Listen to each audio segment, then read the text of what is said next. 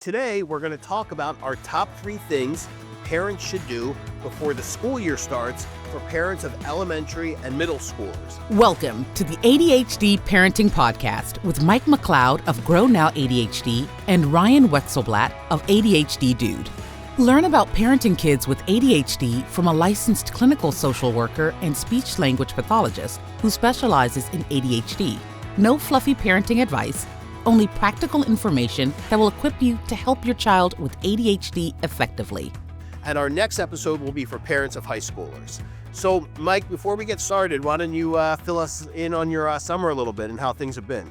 Yeah, so it has been, I feel like this summer has gone by faster than any previous summer previously. I can't believe we're already talking about school starting again. Yeah. But it's been a great summer. Our executive functioning camp, our Grow Now EF camp, had a really successful summer in three separate locations in Philadelphia, Washington, D.C., and Los Angeles. So that was a huge success of It looked doing fun. Yeah, everything went well there. And still doing a lot of traveling and training professionals in schools. And I got a lot of travel coming up and been able to have some family time as well. Yeah. Yeah, how about you? Yeah, well, I didn't get to come to the East Coast this summer to see Trip Camp, which is the camp that, I started at the Jersey Shore because it's just been getting work done on the house and I feel like nothing would get done. But this episode is particularly relevant to me because this week my exchange student is arriving from Italy. So we're going to have an exchange student for the entire school year. He's an 11th grader. From Italy, like I mentioned, and this is putting me back in kind of a different mode because as my son is older now. I went to a meeting at the school last night at the high school. So I'm just trying to kind of mentally prepare to be back in this like school mode. Yeah, that is so incredibly cool that you are doing that. Like Yeah, all thank you. the whole backstory of everything with your son is one of the coolest things ever. And the fact that you're doing this, I've always had great admiration for people that do that kind of stuff and have these exchange students that are able to come over here and have these experiences. That's just, opening your home to an individual is something you really don't see anymore as we're all becoming more Yeah. isolated and more screen addicted and everything. So that's a really cool thing. Yeah, thank you. Yeah, so he's a 6'3" basketball player. All right. Yeah. Italy is getting more popular with basketball. Oh, There's is a lot. it? There's a lot more Italian basketball players in the NBA now. Really? Yeah. Oh, Oh, I yeah. didn't know Yeah. that. Oh, yeah. Wow. The Knicks had one for a while. I'm obviously here in Philadelphia, Knicks fan. Ryan's a big Sixers fan. He loves LeBron Of James. course. Of course. But yeah, there's definitely because there's a lot of European leagues now for players that aren't good Right. enough for the NBA. Yeah. Yeah. So that's what's going on with me. So I'm looking forward to getting into it in this episode because the more I talk about this, the more I'm going to be back in school mode, which I need to be. Because school actually starts here on Monday. That's But he's not crazy. arriving till Wednesday. Yeah. So actually his first day, we're going on Thursday so he can like get a tour and they're going to make a schedule. And then Friday will be his first day. So yeah, a week from today. I used to hate those last weeks of summer before school started. Right. Yeah. The like where you can't sleep late anymore, back into the school routine. Those are the worst days. Yeah. Yeah. It feels so unnatural to me for school to start in the beginning of August. That's very You know, weird. That's very Yeah. weird. Yeah, we don't start here until after Labor Day. Right. Yeah. Yeah. So anyway, all right. So Mike, why don't you start us off by talking about what we're going to cover in this episode? Of course, yeah. So most parents will most often spend August buying backpacks, new shoes, school supplies, just getting all the prep done as quickly as possible. And of course, those things matter. Those things are very important. But the families that have the smoothest school years usually end up preparing for the big picture stuff, not that small picture stuff like school supplies. Let's look at the big picture. Let's look overall. Let's look at previous school years and remember everything that went wrong and how do we prevent those things from happening again? And let's look at what went right and make sure we do those things again.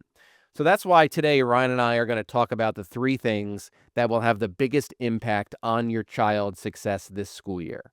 These are not going to be your typical executive functioning organization hacks or color-coded binders, which we talk about all the time, all that nonsense that really isn't even executive functioning to begin with. The things that actually reduce stress, improve cooperation, and help kids with ADHD function better every day. Because this is all about skill building, independence, and making sure that this upcoming school year goes smooth, not only for your child, but also for you. Absolutely. All right. So, tip number one we're going to start with is one of my favorite topics. Start the school year with clear expectations. I love talking about expectations. So, parents often understandably wait until problems happen before creating structure. So, instead, decide now about, are there going to be new morning expectations for the school year? Do they have to get up earlier? What would make your life a little easier? Is there some independent skills that you can start working on right now, so they are not as prompt dependent maybe as last school year when the school year starts? Talk about homework expectations. And with that, I always want to say, and we could do a whole episode about this, and we should. I have a saying: do not toxify your kids' relationship over homework. It is not worth it. Okay, your child's future success is not going to be predicted by their homework output in second grade or sixth grade. Okay. Yes, there should be expectations for doing homework, but do not make your whole relationship about homework output. Okay. We should also have, electronics expectations. So if you don't have expectations in place for, when your child is working on a, school laptop or Chromebook, whatever, is it better for them to work somewhere, where you can see the screen so they won't get distracted? By the way, we have an excellent episode about this with Emily Churkin, who is known as the screen time consultant. And we strongly recommend you listen to that episode. It's a really important one. So have expectations for, electronic use. Bedtime expectations. One of the things I teach is how to create a gradual transition to bedtime, because particularly for elementary schoolers, that can be hard. After school routine. What is expected in terms of after school? Are they going to be required to participate in activities? Mike and I are both very big on kids having real world experiences, not just coming home, or not you just accepting the no because they say no to anything new or unfamiliar. We both feel strongly that kids need to be involved in activities. They don't have to cost a lot, but the more, interaction they have with kids in person, doing activities, having to work as a group, whatever it is a great thing. So please have expectations about that. And we want to discuss all these expectations before school starts instead of introducing them after, the first week of school. And then it becomes, oh, well, why do I have to do this now? And so on. So if we start clear before school starts, that's a good thing. So keep in mind, kids with ADHD do better when expectations are clear, specific, and predictable. Reduce your negotiating. We know that it can feel very compassionate to involve your child in your parenting choices and negotiate everything. And we know some of you have gotten advice that everything should be negotiated. No, you need to step into your parental authority and say, this is how this is working this school year. And if they don't like it, that's okay. And you can validate how they feel, but we don't need to get into negotiating or long, in-depth discussions, where you get pulled into the argument vortex. Keep in mind that, throughout the whole school year, for any kids with ADHD, consistency lowers emotional intensity, and consistency along with clear expectations is incredibly helpful. And lastly, kids can't meet expectations they don't know. And the ADHD brain needs things to be very clear, right? The clearer we are, the more specific we are, the easier it is for them. So, the biggest mistake we often see parents make is assuming the child already knows what's expected. So even if you are not changing some of your expectations this year, still remind them what's expected. I used to do this with my son every year before school started. We would start talking about, week before school starts, you're going to bed at a normal time, and this is what's going to happen in the morning, and so on. So even though you think that they know what's expected, still go over it with them, even for things that are staying, the same as last year or last school year. Okay. All right, Mike, why don't you do tip number two? Sure. So for tip number 2, it's all about creating these routines before you need them. Because we have to remember, executive functioning doesn't just suddenly improve because school all of a sudden started. So a lot of the things that happened in the summer are probably going to trickle in. If summers were a little bit more structured and there were high expectations, then those things can continue as you naturally get more structure through school. If things were very permissive and laid back and your child had excessive screen time all summer long and was able to sleep late and stay up all night on screens, then yeah, the school year is most likely going to be just as chaotic once those demands are placed on them. And it's going to be even harder for them to transition into non-preferred tasks after their summer was filled with preferred tasks. So if mornings were chaotic in July, they'll be chaotic in August and September and all those different things. But we need to have these overall routines. So the morning routine for an ADHD child, if you know it's going to be an issue, start to practice it that final week of summer, getting up on time and starting your day. At the same time, they'll need to do it once school starts. The morning routine is one of those things you can instantly mention to an ADHD parent, and it instantly raises their cortisol levels. That is when parents are following the child around the house, prompting nonstop, let's go, get moving. Morning routine is the definition of prompt dependence for an ADHD child or teen. What you're going to want to do here is set up the structure overall, because remember, the ADHD brain is a negative attention-seeking brain. You prompt with all of the right intentions. You want to help. You want to make sure they're getting places on time. But the more you prompt, the more there's going to be fights and arguments, and you're giving an audience to the ADHD behaviors. So the best success Ryan and I have seen with parents are the parents that gain the strength to wait on the front porch or wait in the car and create a visual schedule and get out of there. And then you're going to want to create the expectations and the consequences of you're going to have to sign in and explain why you were late, or maybe have extra consequences at school for being late. Just like Dr. Russell Barkley says, if you want to see an ADHD child fail, put them in an environment with no consequences. And if they never experience a consequence based on being so slow in the morning, then yeah, what's the reason for speeding things up? We have to increase the consequences there. The after-school routine. Are you going to allow them to decompress for a while? You are definitely not going to want them to decompress on their phone or video games or the internet. If they want to sit back and watch a couple of TV shows, sure, that's fine. They can also decompress by going outside or playing or doing, kid things. Because being on a screen on the internet, remember, TVs are not internet-based, it's cable-based. Being on an internet-based screen is not decompressing, it's dysregulating. So if you give your child phone time, internet time, video game time, as soon as they get home from school, you're setting yourself up for a massive, massive fight during homework time. You can't go from the most stimulating to the least stimulating. So do your best to make sure there's no scrolling and internet time before homework and while they're decompressing.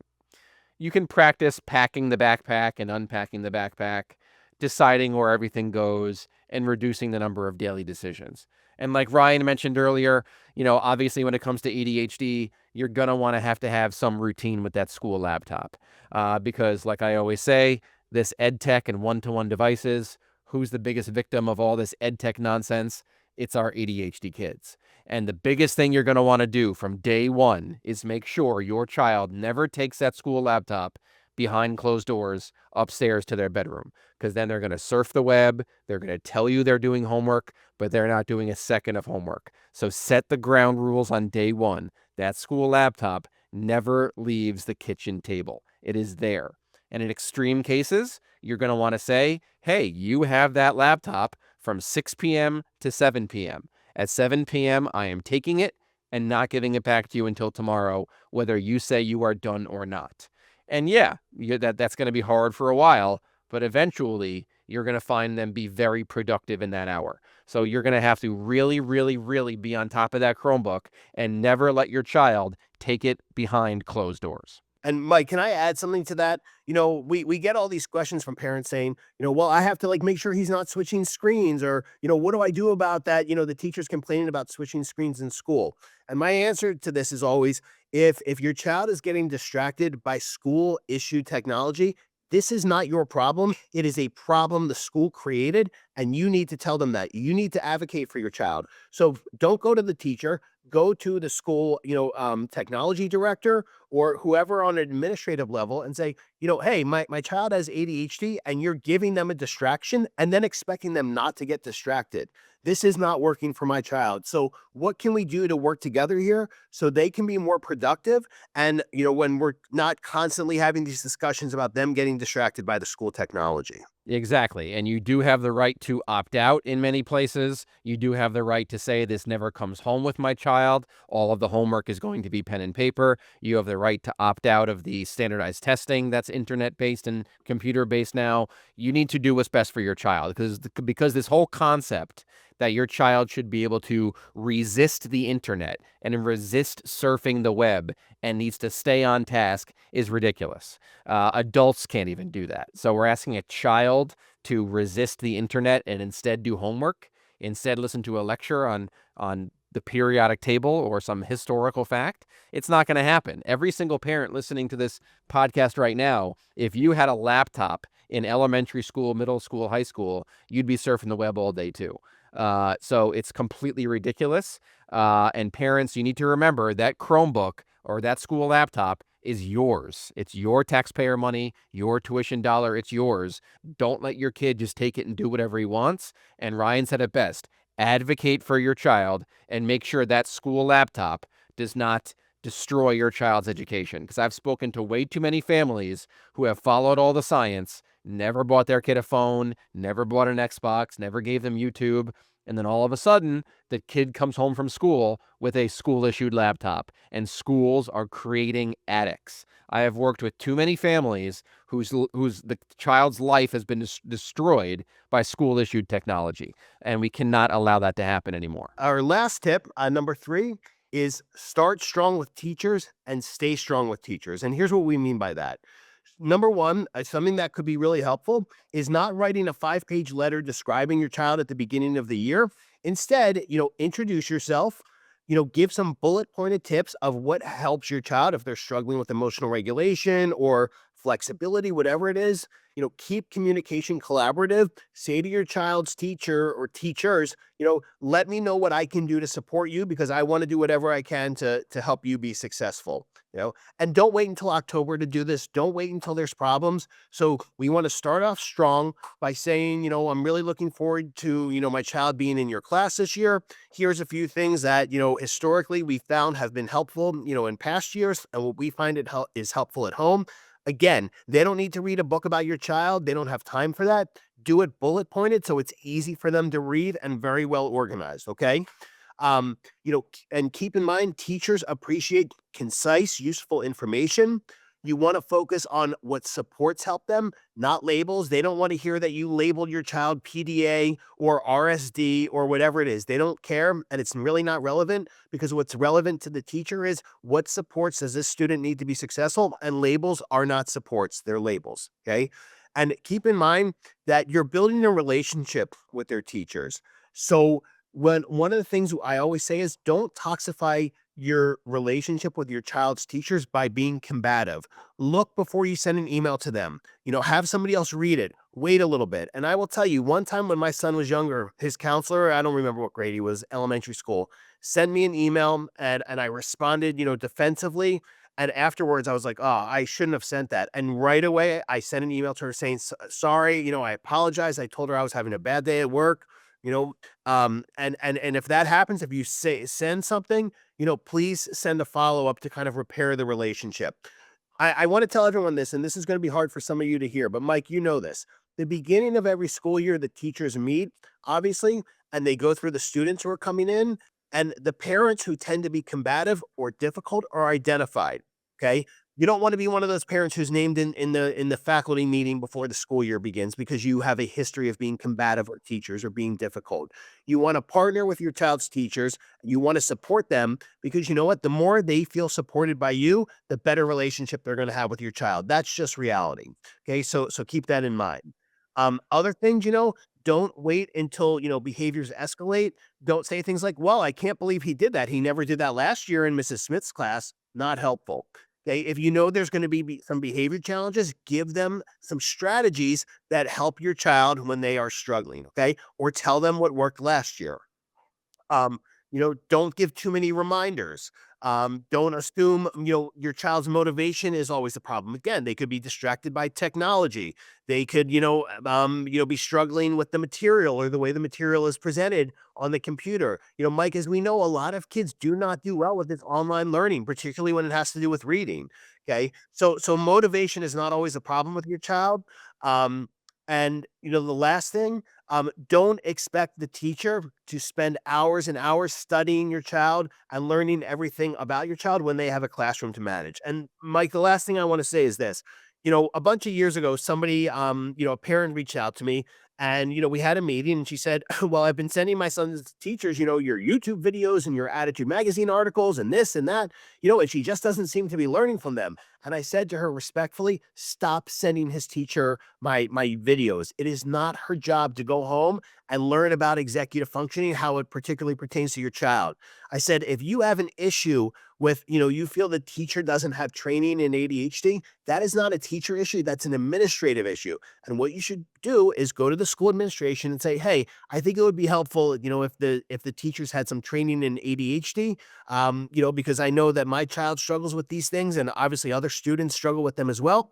And then they can reach out to somebody like Mike, who does teacher trainings all the time, and they can, get some training. But keep in mind that your teachers, if they seem to have a lack of knowledge about ADHD or executive functioning, that is not their personal issue. That's an administrative issue on the school level. And that's where somebody like Mike comes in to help them.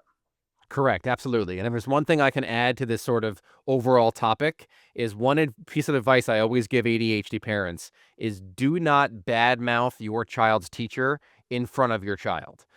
Huge. Yeah, Yes. that's a Yes. big. We don't want to teach the child to start pointing fingers and blaming school issues and bad grades or getting in trouble on the teacher. So it's normal for parents to have some negative thoughts about the teachers and want to complain and all these different things, especially when homework's getting stressful. But do your best not to badmouth the teacher in front of your kid. Yeah, it's really, really important. And look, I think the very last thing, like, not your child isn't going to connect with every teacher the same. Some years are going to have teachers they connect with better than others. Okay. And that's okay. And the last thing, we didn't make this a point, but I do want to say this. Please don't go into school demanding that your child change teachers because they don't like them. Okay. Your child has to learn how to deal with all different types of people in life. They're going to have bosses who they don't like. They're going to have professors in college who they don't like. They're going to have teachers in high school who they might not click with. So trying to, control the environment to keep your child happy will not serve them well in life. Okay? Because this is part of learning is that sometimes we have to deal with not optimal situations in life. And as long as it's not anything really bad, do not ask for your child's teacher to change. Okay. It's not helpful. It can be disruptive. And again, it's sending your child not a great message. So overall here, what Ryan and I are really stressing is that small changes now can prevent big problems in September and October.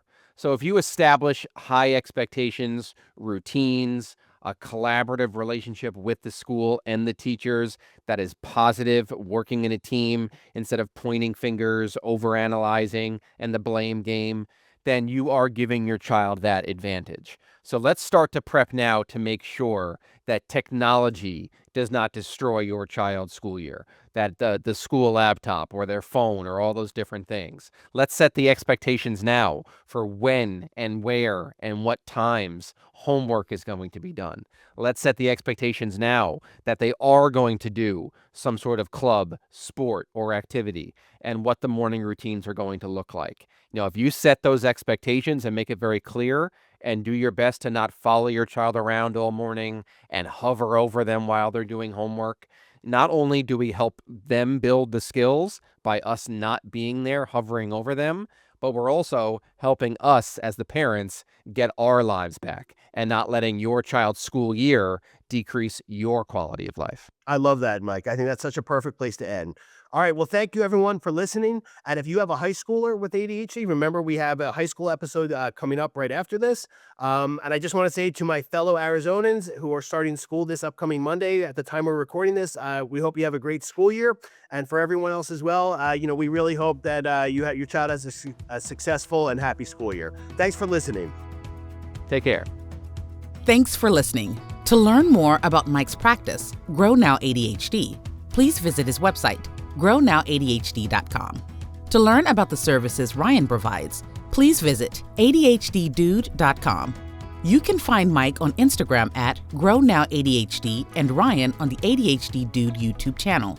We'd love to hear your feedback or questions, so feel free to contact us at the ADHD Parenting Podcast at gmail.com. The ADHD Parenting Podcast and content posted by Grow Now ADHD or ADHD Dude are presented solely for general information and educational purposes. Our goal is to provide valuable insights and knowledge, not to replace professional services. Mike and Ryan cannot provide clinical consultation or free advice through social media or other forms of communication. The information on this podcast is not a substitute for professional advice. If you or your child have any medical or mental health concerns, please consult your healthcare professionals.